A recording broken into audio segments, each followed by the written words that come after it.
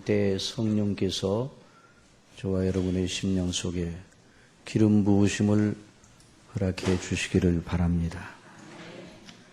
오늘 두 본문을 읽었는데 이 본문에 따라서 주님의 평안을 누리라, 주님의 평안을 누리라는 제목으로 말씀을 드리고자 합니다. 우리 한번 제목을 따라 해보십시다.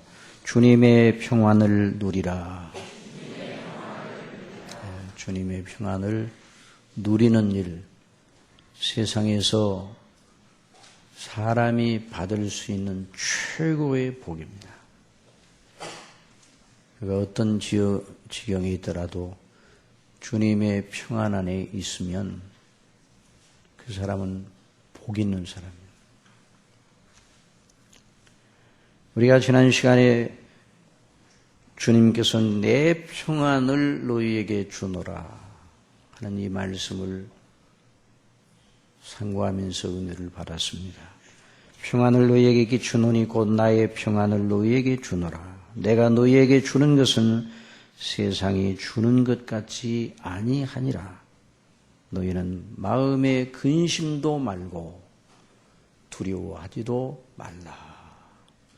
이렇게 말씀을 했습니다. 그리고 우리 예수님께서는 같은 자리에서 같은 맥락으로 또 16장에서 반복적으로 말씀하셨습니다. 이것을 내가 너희에게 이름은 너희로 내 안에서 평안을 누리려 함이로라.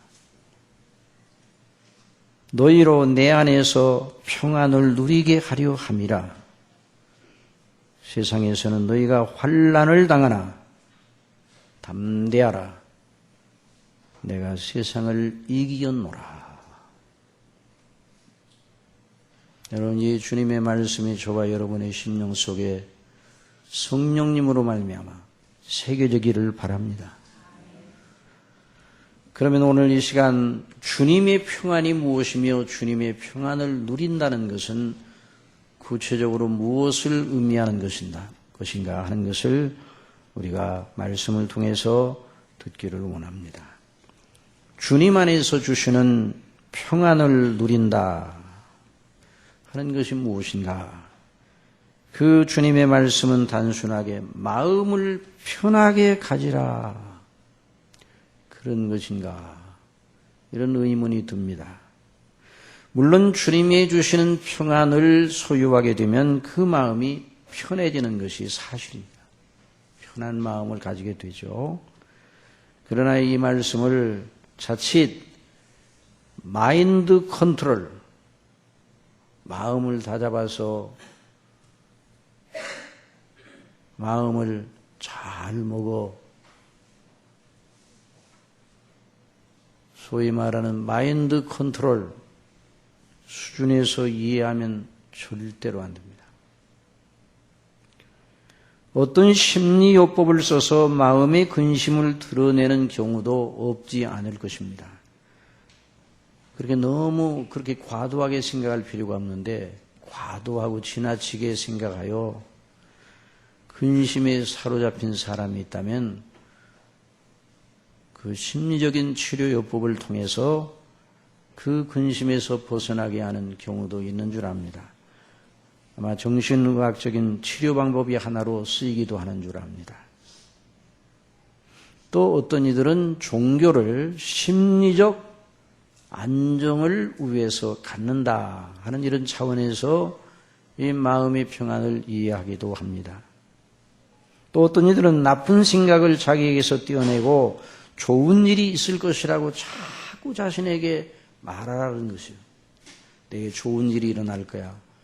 그래서 나쁜 생각이 들으면 다 털어내고 그래서 마음속에 좋은 생각을 가지도록 자신을 격려하는 그런 차원에서 이렇게 말하는 그런 경우도 있습니다. 뭐 그런 방식들이 전혀 나쁘다 이렇게는 말할 수는 없을 겁니다. 일시적인 심리적 효과를 가져오기도 할 것입니다. 또 어떤 병적인 심리를 교정해 치료하는 경우도 있을 것입니다. 그러나 우리 주님이 말씀하시는 평안, 주님의 말씀하시는 평안이 우리 마음에 임하는 것은 틀림없지만 우리가 분명히 알아야 되는 건 주님께서 마음의 평안을 말씀하시면서 마음 자체를 다루는 방식으로 평안을 말씀하신 것이 아닙니다. 자, 다시 한번 또 생각해 봅니다. 세상에 이 마음을 다잡는 그런 여러 프로그램들이 있어요. 또 심리학적인 방식, 정신의학적인 모든 방식, 또 다른 종교들의 모든 방식을 주목하면 한결같은 특성이 있어요. 그것이 무엇입니까? 마음에다가 손을 대는 것이죠. 마음 자체에다 손을 댑니다. 마음의 수양, 의식적으로 자기 자신의 정신 상태를 가다듬고 관리하는 것, 또 참선이라는 것도 있죠. 책상다리를 하고 정자세로 앉아 호흡을 깊이 하면서 숨을 들이쉬고 내쉬며 마음에서 일어나는 여러 생각들을 관찰하면서 집중하고 잡념을 없애고 무엇이 정말 진정한 것인지 그 본질에 이르려고 하는 진지한 자세. 여러분, 이들이 취하는 진지함에 대해서는 의심할 수가 없을 정도로 그렇게 아주 간절한 마음으로 그런 시도를 하기도 합니다. 또 적극적인 사고방식으로 알려진 자기의식법, 나도 할 수 있다는 걸 계속 반복적으로 자신에게 주지시켜 모든 일에 범사에 아주 적극적이고 머뭇거리지 아니하고 담대하게 해나가는 이런 방식들, 이상의 모든 방식들은 독특하게 아주 동일한 특성을 가지고 있는데 사람 자체, 사람의 마음 자체를 겨냥해가지고 행복감에 이르게 하려는 시도들입니다. 그러나 우리 주님께서 내 평안을 너희에게 준다. 내 평안을 너희에게 끼치노니 내가 주는 건 세상과 같지 않은 평안이다. 이렇게 말씀하실 때 그 평안은 그것과 전혀 다른 것입니다. 여러분, 본래 사람의 마음의 평안은 마음 자체에서 날 수 있는 것이 아닙니다. 우리 자신의 마음을 아무리 샅샅이 뒤져도 평안이 나올 수 있는 셈이 없습니다.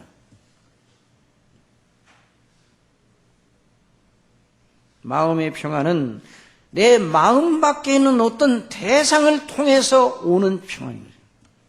그래서 마음의 평안은 원인이 아니라 결과물이다. 이렇게 생각을 해요. 예를 들어 학교에서 꼼꼼하고 엄하게 가르치시는 선생님께서 학생들에게 숙제를 내주셨다. 이렇게 생각해 봅시다. 그러면 그 학생의 입장에서 한번 생각해 보세요. 그 숙제에 관한 그 학생의 마음의 평안은 어디서 얻습니까?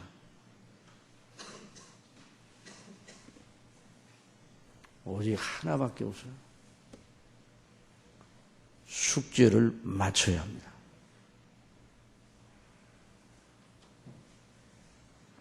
그런 다음에야 숙제에 관한 편안한 마음을 가질 수가 있어요.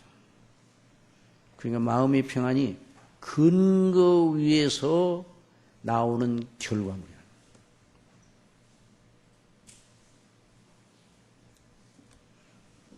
예를 들어 어떤 학생이 숙제를 해야 하는데 마음 편하게 다른 놀이에 열중하고 있다.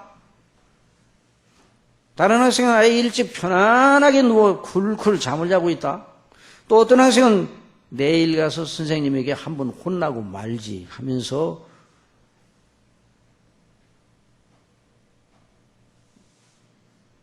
다른 일을 합니다. 이 세 학생의 경우 모두 그 숙제에 관한 불안한 마음을 가지고 있는 것입니다. 절대로 다른 것으로는 안 돼요. 그 학생들에게 마음 편하게 가져.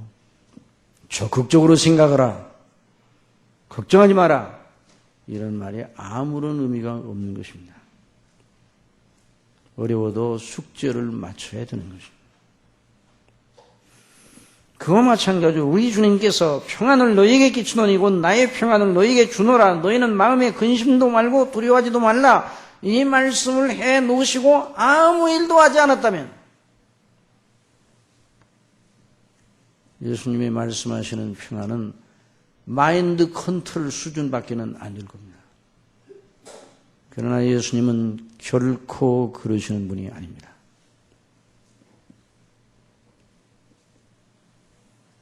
그 말씀을 하시고 위에 제자들 앞에 기도를 하시고 겟세마네 동산으로 나아가시고 그리고 그날 밤 바로 뒤이어 가룟 유다를 앞세운 군병들에게 잡혀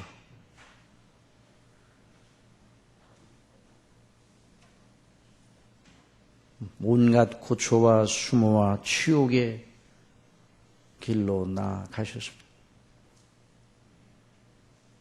주님께서 힘이 없어 그냥 잡혀주신 것이 아님을 말고의 귀를 통하여 보여주셨습니다. 베드로의 칼에 베어 땅에 떨어진 말고의 대제사장의 종 말고의 귀를 주셔서 그 귀에다 붙여주셨습니다. 그러므로 예수님이 원하신다면 당장이라도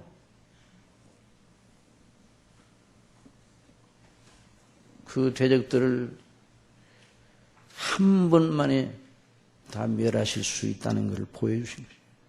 내가 하늘에 있는 12사단, 12영, 12영면은 천군천사를 명하여 이들을 멸하라. 명할지 못할 줄 아느냐? 그러나 그리 되면 성경이 응하리라는 말씀이 어찌 돼요? 그러면 어떻게 성경을 응하겠느냐? 우리 주님께서 밤새 모진 수모와 치욕과 고초를 당하시고 그리고 다음 날이 밝아 가야바와 헤롯과 빌라도의 벽정을 거쳐 결국 두 강도들 사이 저주의 십자가에 못 박히셨습니다. 그리고 그 십자가에 달리셔 죽기까지 6시간 동안 7마디의 말씀을 하셨습니다. 아버지여 저희를 사하여 주옵소서. 저들은 자기들이 하는 일이 무엇인지 알지 못하나이다. 내가 목마르다. 그리고 십자가 아래에 있는 그 모친 마리아와 함께 있는 제자 요한을 보시면서 번갈아 말씀하셨습니다. 여자요, 요한을 가리키며 당신의 아들입니다. 요한에게 말씀하십니다. 모친 마리아를 가리키며 네 어머니니라. 그리고 오늘 당신 나라에 임하시거든 나를 생각하여 주소서라고 애원하는 강도를 향하여 오늘 네가 나와 함께 낙원이 있으리라. 이 말씀을 하셨습니다. 그리고 엘리 라마 사박다니 나의 하나님 어찌하여 나를 버리셨나이까. 그리고 다 이루었다. 아버지의 손에 내 영혼을 부탁하나이다 하고 죽으셨습니다.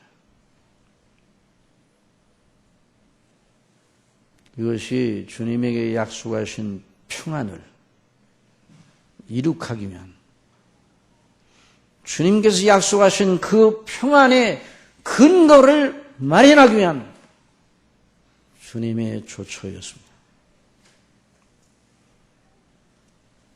제자들의 마음 자체에 손을 대지 아니하시고 당신의 몸을 십자가에 못 박도록 내어주셨습니다. 그 평안의 근거를 마련하시려고.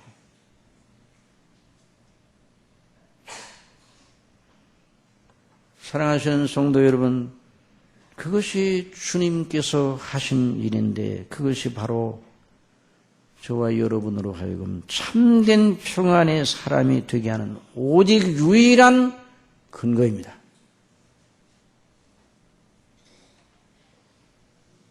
하나님의 아들이신 우리 주 예수 그리스도께서 사람이 되셔 이 땅에 오시어 고난의 삶을 사시고 끝내 십자가에 못 박혀 죽으시고 다시 사시고 승천하셔 하나님 우편에 앉으시고 우리를 위하여 기도하시고 다시 오실 것입니다. 바로 그 일이, 그 예수님과 그 행하시는 일이, 행하신 일, 또 앞으로 하실 일이, 지금도 하고 계시는 일이 저와 여러분을 포함한 모든 믿는 자의 영원한 평안의 근거입니다.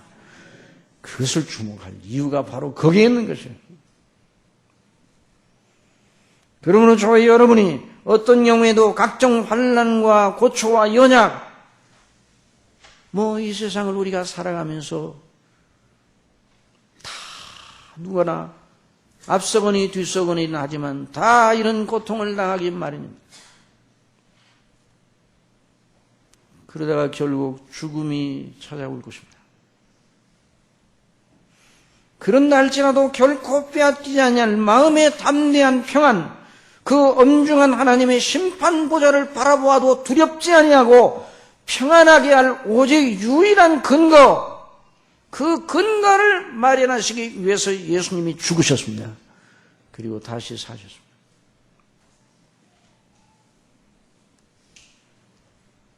그러니 주님의 평강은, 주님이 주시는 평강은 마음을 다잡아서 오는 것이 아닙니다. 마음을 가다듬는다고 오는 것도 아닙니다. 주님이 주시는 평강은 주님과 그 대속의 십자가의 죽으심과 다시 사심을 주목할 때 옵니다. 그 주님의 십자가의 피를 의지할 때 옵니다. 우리 예수님이 다시 사신 그 영광이 무엇인가를 주목할 때 오는 것입니다. 그리스도를 아는 지식 안에서만 이 평안이 주어지는 것이에요. 거기서만 그것을 맛보고 그걸 누리는 것이에요. 그러므로 이 평안을 누리려면 계속 주님과 그 십자가의 대속의 은혜를 주목해야 되는 것입니다. 내가 너희 중에서 예수 그리스도와 그 십자가에 못 박히신 것 외에는 아무것도 알지 아니하기로 작정하였다.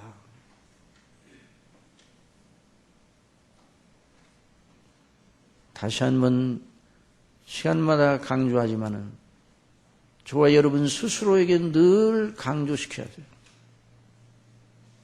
그리스도와 그 십자가에 못 박히심을 아무리 자주 생각해도 지나치지 않습니다. 밥 먹듯이 해야 합니다. 어떻게 하라고요? 밥 먹듯이 해야 돼요. 물 마시듯이 해야 합니다. 누가 믿음이 좋은가?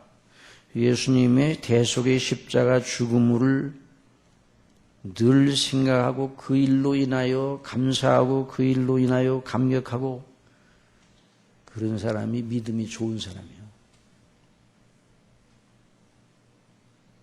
그게 요점이에요. 그게 요점.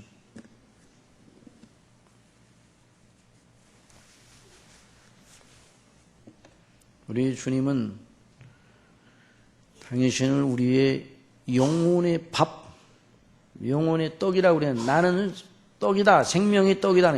생명, 영혼의 밥이라고 우리식으로 하면 그렇게 소개하시는 거예요. 예수께서 가라사대 내가 곧 생명의 떡이요 내게 오는 자는 결코 줄이지 아니할 터요 나를 믿는 자는 영원히 목마르지 아니하리라. 내가 곧 생명의 떡이로다. 내가 곧 생명의 밥이로다. 그러니 계속 예수님을 먹으십시오. 예수님을 마십시오.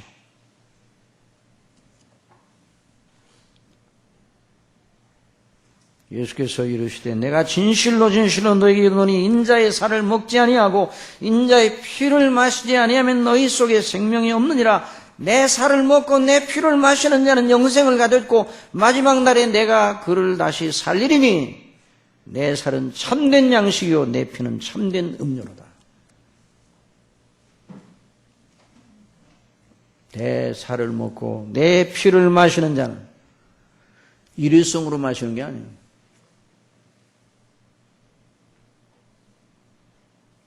어떤 분들은 이 대목을 읽을 때 성찬식을 말하는구나 이렇게 이해하는 분들도 있는데, 물론 성찬 때 이 본문을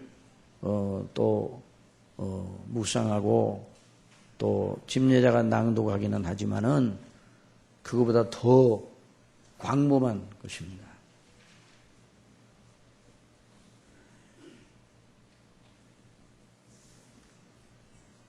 우리가 밥을 먹듯이 물을 마시듯이 하루 종일 물을 먹고 밥을 먹잖아요. 하루 종일 우리 주님의 십자가의 대속의 은혜를 생각하라는 말씀입니다. 내 살을 먹고 내 피를 마시는 자는 내 안에 거하고 나도 그 안에 거하나니 그리스도의 대속의 죽으심과 그 다시 사심의 영광을 마음속에 기리는 그 사람은 주님 안에 거하는 사람입니다. 살아계신 아버지께서 나를 보내심에 내가 아버지로 인하여 사는 것 같이 나를 먹는 그 사람도 나를 인하여 살리라. 그러니 우리 주님께서 당신을 우리의 영적 양식으로 주셨어요.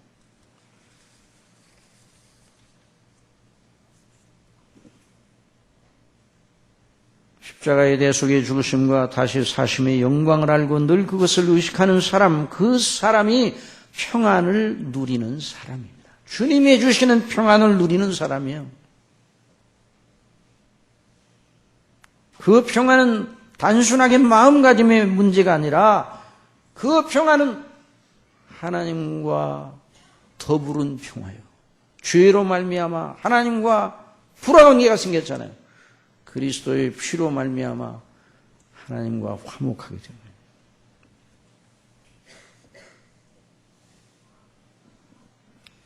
그래서 예수 그리스도를 믿는 사람들은 그리스도의 피로써 씻음을 받고 그 의로 의롭다 하심을 받아 값없이, 아무도 합시다. 값없이 은혜로 그리스도 예수님 안에는 구속으로 말미암아 값없이 은혜로 의롭다 하심을 받은 자들이란 말이에요. 이런 은혜가 세상에 어디 있습니까?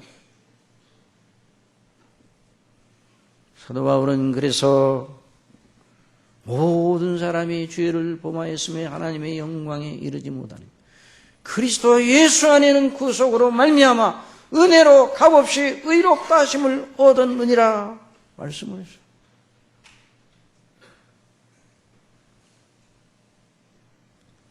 로마서 5장에서 더 나아가 그러므로 우리가 믿음으로 의롭다 하심을 얻었은즉 우리 주 예수 그리스도로 말미암아 하나님으로 더불어 화평을 누리자. 한번 더 합시다. 하나님으로 더불어 화평을 누리자. 이것이 저와 여러분의 인생의 관건이에요. 하나님과 사이가 좋아야 돼요. 하나님과 화평을 누려야 돼요.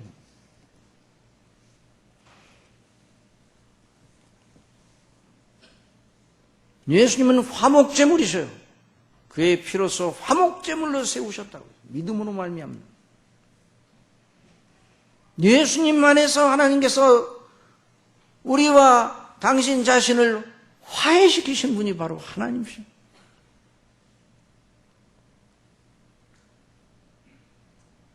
그러니 오늘날 세상에 주는 것과 같지 않은 이 주님의 평안에 늘 거해야 되는데, 그러려면 어떻게 해야 되는가? 믿음으로 말미암습니다. 뭘 말미암다고요? 믿음으로.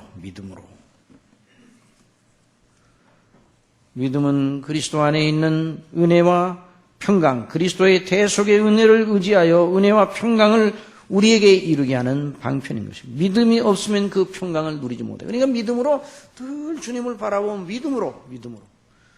그래, 믿음으로, 처음부터 끝까지 믿음으로. 어떻게 믿어줘야 돼요? 믿어야 믿어집니다. 그런 말이 어디 있어요? 아니, 저는 그 말밖에 할 수가 없습니다. 믿어야 믿어지는 거예요. 뭘 따지고, 우리 이성은 물론 옳고 그런 것을 분별하는데 이 이성과 이 판단력을 작용하도록 하나님이 허락하셨어요. 그러나 그 이성의 척도가 있는데 무엇인가? 이성의 척도는 하나님과 그 행하심과 그 명하심입니다. 그걸 믿음으로 순종하고 받아들이는 것. 그럴 때 가장 바르게 생각을 하는 거죠. 여러분, 예수 그리스도를 믿어 사람이 은혜를 받게 되면, 이제 좀 이따 뒤에 말씀드리겠지만, 거듭나게 되면 가장 바르게 생각하기 시작합니다. 그렇지 않으면 다 망상에 빠지네, 망상. 미로학습.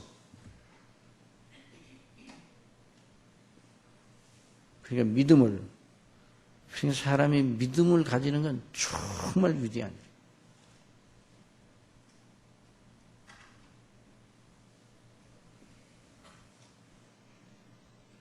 어떻게 해서 믿음의 사람이 됩니까? 로마서 10장 13절 이하의 말씀을 읽겠으니 한번 들어보시기 바랍니다. 누구든지 주의 이름을 부르는 자는 구원을 얻으리라. 그런즉 저희가 믿지 아니하는 일을 어찌 부르리요? 듣지도 못한 일을 어찌 믿으리요? 전파하는 자가 없이 어찌 들으리요?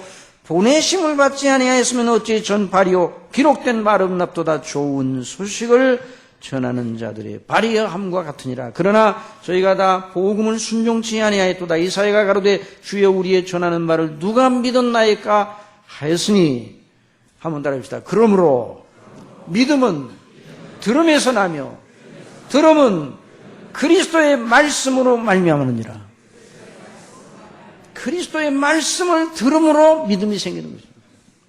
어떻게 믿어집니까? 믿어야 되죠. 그런데 뭘 믿습니까? 그리스도의 말씀을 믿으시기 바랍니다. 말씀을 믿어야 돼요. 말씀. 아니, 그런 말이 어디 있어요? 성경에는 그렇게 말하고 있어요.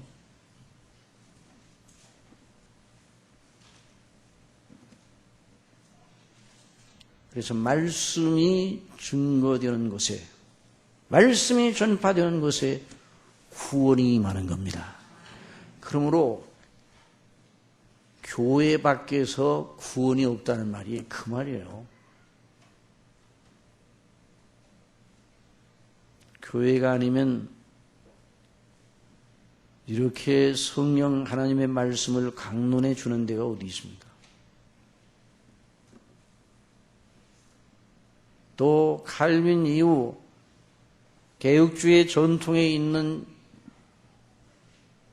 신학자들, 설교자들은 한결같이 설교 없이는 구원이 없다는 의식을 가지고 왔습니다. 여러분, 설교 없이는 구원도 없습니다. 그 말은 무슨 말인가 하니, 하나님의 말씀이 바르게 강론되지 않고는 진정한 의미의 구원이 있을 수 없다는 것이죠. 그리스도의 말씀으로 말미암아 그리스도의 복음이 증거돼야 돼요. 그런데 누구나 말씀을 들으면 다 동일하게 믿음을 가지는가? 아닙니다. 참 이것이 참 답답한 노릇이죠. 데살로니가 후서 3장 2절에 사도 바울은 이렇게 말하였습니다. 또한 우리를 무리하고 악한 사람들에게서 건지시옵소서. 하라. 믿음은 모든 사람의 것이 아님이니라.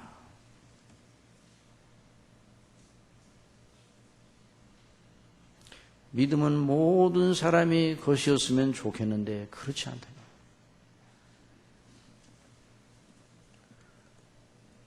정말 이것은 사람의 힘으로 되는 것이 아니에요. 구원받을 만한 믿음은 자신의 힘으로 되지 않습니다. 자기 노력으로 되지 않습니다. 어떻게 되는가? 한번 따라합시다. 성령님의 거듭나게 하심. 그 외에는 다른 방법 없어요. 성령님의 거듭나게 하시는 방도 외에는 다른 길이 없어요. 에베소서 1장 13절에 그 안에서 너희도 진리의 말씀 곧 너희의 구원의 복음을 듣고 그 안에서 또한 믿어 약속의 성령으로 인치심을 받았으니 이는 우리의 기업의 보증이 되사 그 얻으신 것을 구속하시고 그의 영광을 찬미하게 하려 하심이라. 성령 하나님께서 말씀을 전하는 자와 듣는 자들에게 동시에 역사하시어 그 사람을 거듭나게 하셔야 영적인 눈을 뜨게 되는 것입니다. 사도 베드로가 성령 충만하여 오순절에 하나님의 말씀 곧 그리스도를 증거했을 때 그걸 듣는 3천의 사람들이 회심하는 놀라운 역사가 있었습니다. 구원이 거기에 임했는데 누가 구원하신다고요? 성령님이 구원하셔요. 아버지께서 구원하십니다. 믿습니까? 예수님이 구원하십니다. 성령님이 구원하십니다. 성삼위 하나님께서 구원하셔요.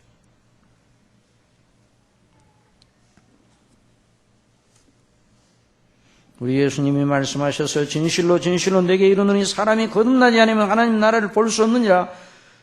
진실로 진실로 내게 이르노니 사람이 물과 성령으로 나지 않으면 하나님 나라에 들어갈 수 없느니라.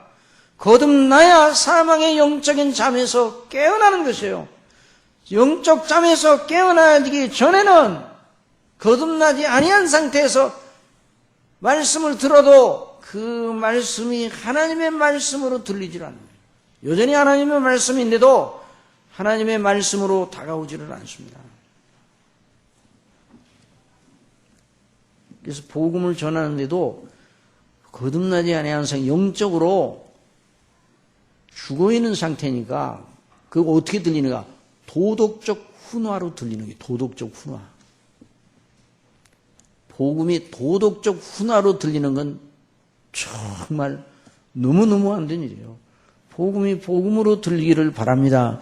그런데 그 복음으로 들리는 일은 귀 있는 자만이 듣는단 말이죠.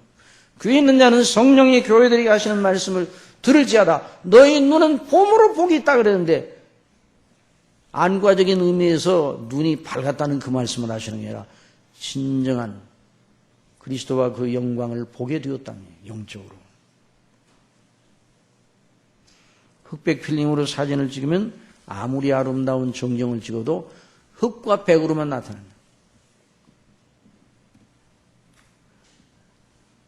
예수님의 십자가도 대속의, 나를 위한 대속의 죽으심으로 여겨지지 않습니다. 어떻게 여기는가? 거듭나지 않은 상태는 의인의 억울한 죽음으로 밖에는 이해되지 않는 거죠. 몸의 부활 전혀 믿어지지 않습니다. 어떻게 죽은 자가 그렇게 비참하게 처참하게 죽은 자가 다시 살 수 있겠는가? 믿어지지 않습니다. 여러분, 제자들도 예수님을 믿고 따라다니는 제자들도 예수님의 죽으심의 현장을 보고 그걸 확인하고 난 다음에 다시 사신다는 그런 기대감을 전혀 가질 수가 없었어요. 다시 사셨다고 해도 믿지를 않았어요. 이 말은 무슨 말인가? 사람의 인간적인 수준으로는 영적으로 성령께서 거듭나게 하지 아니하시면 몸의 부활을 도저히 믿을 수가 없다는 거죠.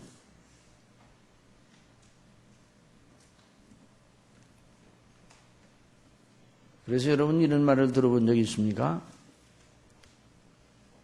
몸의 부활이 아니라 정신적 부활, 영적인 부활이다. 몸의 부활을 그대로 믿느냐? 이렇게 말하는 설교자가 있다면 틀림없이 그 설교자는 거듭나지 않은 사람입니다. 신학자들 가운데 그렇게 말하는 거, 신학자들이 왜 그런 신학을 하는가? 거듭나지 않았기 때문에.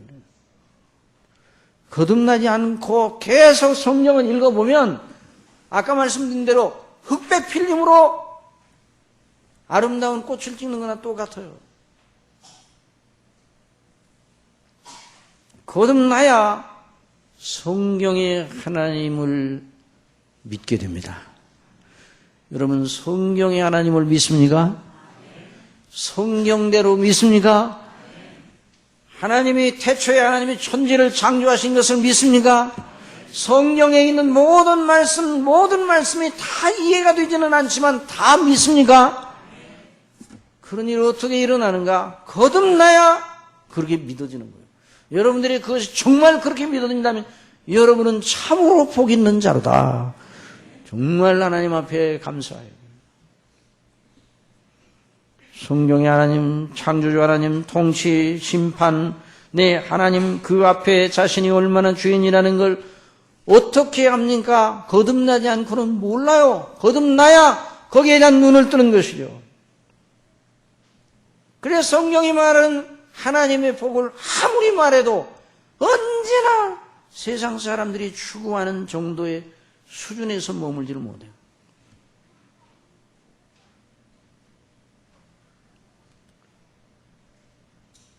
이번에 제 핸드폰에 누가 카톡으로 메시지를 아주 긴 문장으로 보냈습니다. 하나님의 복에 대해서 쫙 성경 구절이 뭐 보통 많은 게 아니에요. 그래서 제가 쭉 봤는데 예수님의 십자가의 대속의 은혜는 쏙 빼놓고 성경에 나오는 복의 구절들을 다 인용을 해가지고 나옵니다. 그래서 그분에게 전화를 했습니다. 이거 보내신 분 당신이 이렇게 작성한 겁니까? 어디서 따온 겁니까? 아주 어디 있길래 좀 이렇게 좋아 보여서. 그러나 여기는 십자가의 대속의 그 놀라운 구원의 은혜에 대한 것이 전혀 보이지 않습니다. 이 복은, 이런 수준의 복은 세상 사람들이 추구하는 수준에 불과합니다. 그러나 성경이 말하는 복에 대해 얘기한 건 전부 다 예수 그리스도를 믿는 것과 연관이 되어 있습니다. 그랬더니 그분이 그렇습니까? 예, 알았습니다. 여러분, 성경에 복되다 이런 말씀이 있는데 전부 다 예수 그리스도를 믿음으로 구원을 받는 것과 연관이 되어 있음을 믿으시기 바랍니다.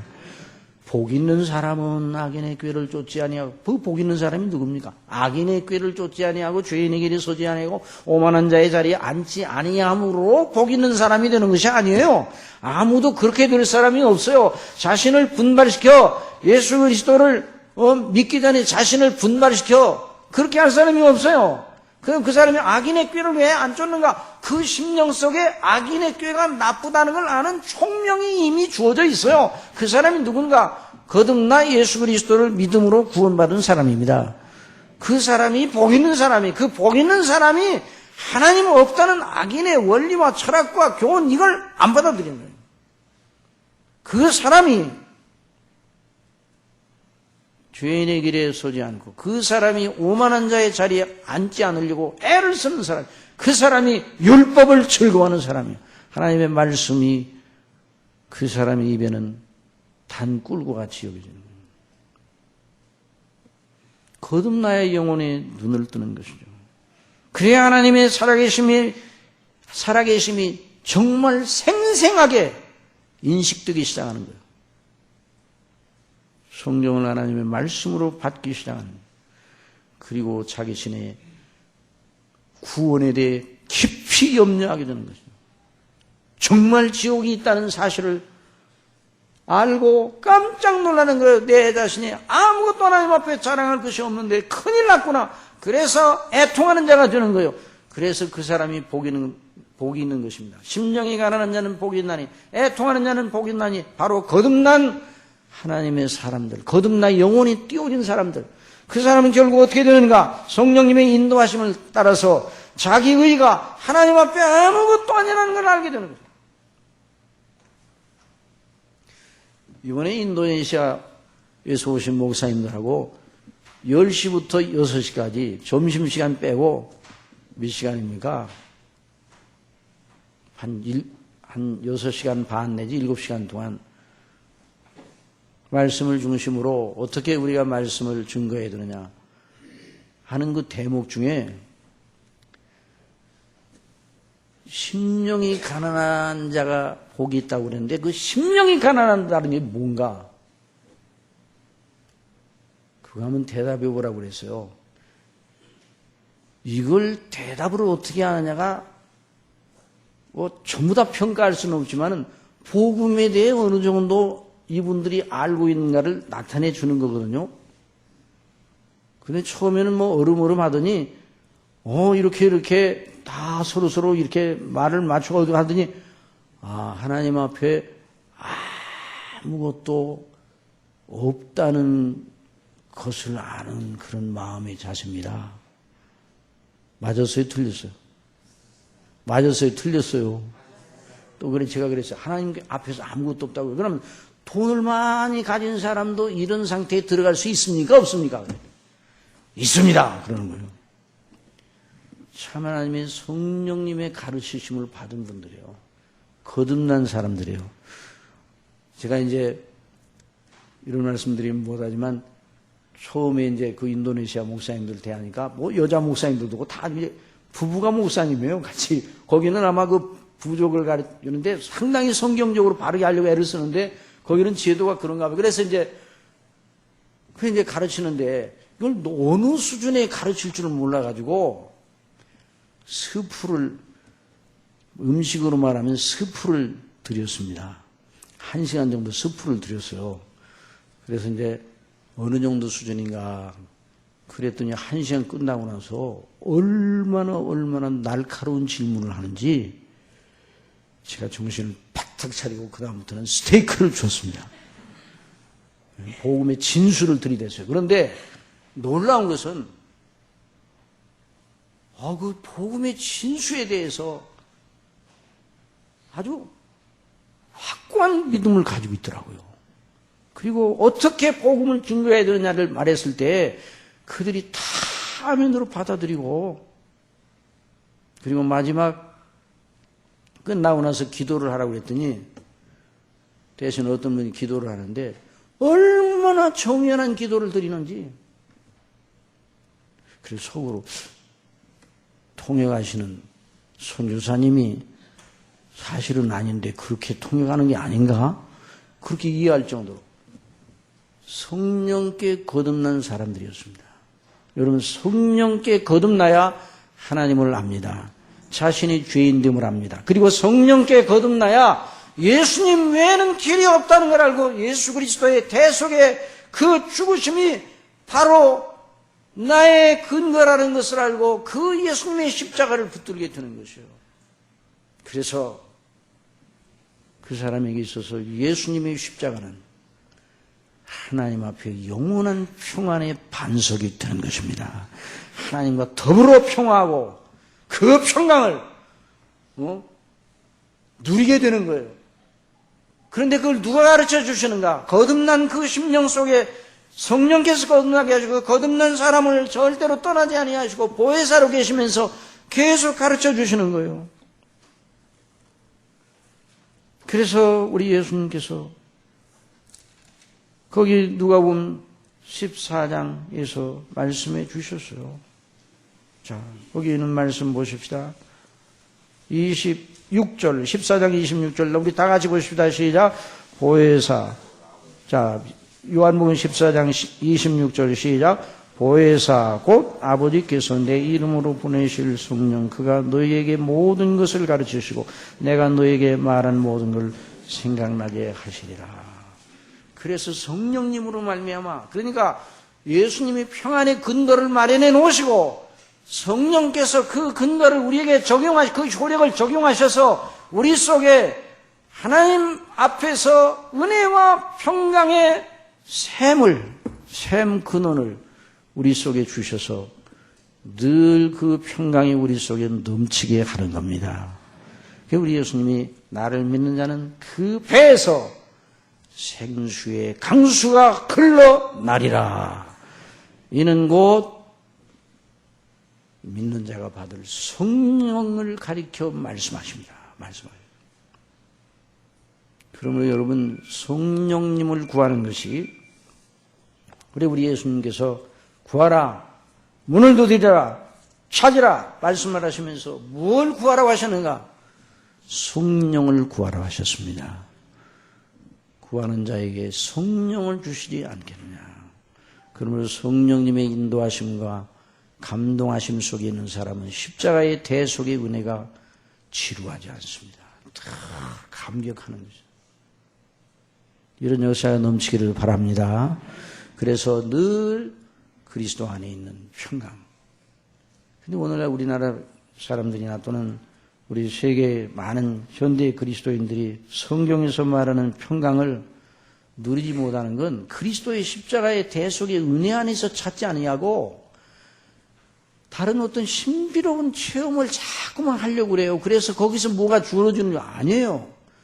성령께서 그리스도의 것을 가지고 내 영광을 가지고 나타내리라 말씀하신 것처럼 우리 아버지의 뜻대로 그리스도께서 이루신 것을 가지고 우리에게 늘 가르치시고 역사하십니다.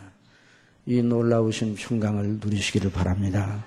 여러분, 그러면 어떤 분이 오늘 장로님 기도를 잘하셨어요. 정말. 왜 그러는가 하니 어떤 상황 속에서도 그 상황을 바라보지 말고 누구를 바라본다고요?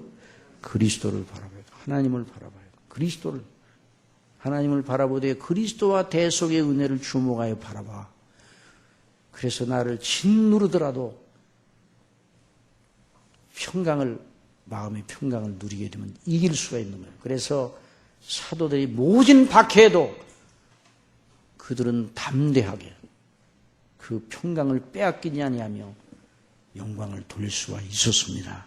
오늘도 우리가 예수 그리스도의 대속의 은혜를 늘 주목하면서 주의 영광을 바라보고 그 주의 영광이 무엇인가를 더 알기 위하여 기도하고 성령께 가르쳐 주십사고 늘 기도하고 이런 사람의 심령 속에 생수의 강수처럼 넘치는 평강이 흘러 넘치게 될 줄을 믿습니다.